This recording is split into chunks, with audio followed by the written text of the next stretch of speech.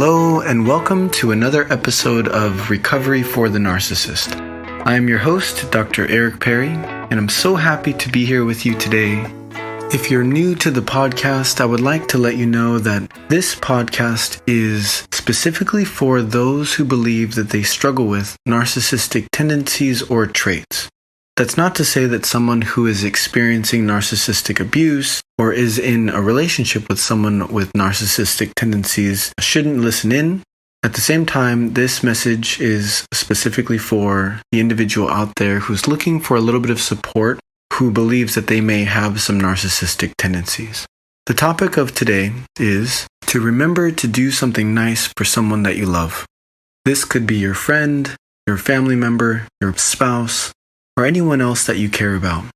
The challenge that I have for you today is to consider that individuals with narcissistic tendencies tend to forget to do nice things for other people because they tend to lack empathy. When we think of empathy, it's important that we draw the distinction between empathy and sympathy. Empathy is the idea of being in someone's shoes as those shoes are. Say, for example, a good friend of yours just found out terrible news.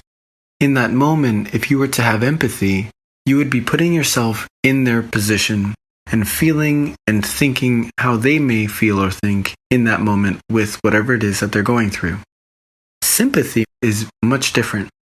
Sympathy is the experience where you actually put yourself in their shoes with their circumstances. The reason why this is important is because the tendency for people who struggle with narcissistic tendencies is typically that they forget to do nice things for others. This doesn't make you a bad person. It doesn't mean that there's anything wrong with you. The fact that you're here listening to this podcast is very important and symbolizes the fact that you do want to live better, you do want to have better relationships, and you do want to improve in the area of narcissism in your life. One of the examples that I typically use when speaking with someone who is in a relationship where they're not doing enough, and when I say enough, I mean in the area of thoughtful gestures, thoughtful gifts, writing notes to one another.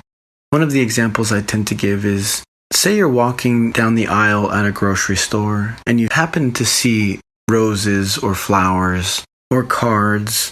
You might not necessarily feel what the person who receives a gift like this would feel if they were to receive it. Now that feeling could be joy, happiness, feeling of importance. This may not be something that would ever resonate with you, and that's okay. But because it wouldn't, it tends to lead individuals like yourself who may struggle with some narcissistic tendencies to not think that a gesture like this would be very important. The fact of the matter is, you only feel that way because your empathy is not necessarily where everyone else's might be. It doesn't mean that there's anything wrong with you. It just means that this is an area to improve on where you might not get the actual emotional indicator to make the change. So my challenge to you as a person who may struggle with some narcissistic tendencies is to go out of your way and do something nice for someone that you love, or someone that you care about, or someone who's in your life. Write them a note that's positive.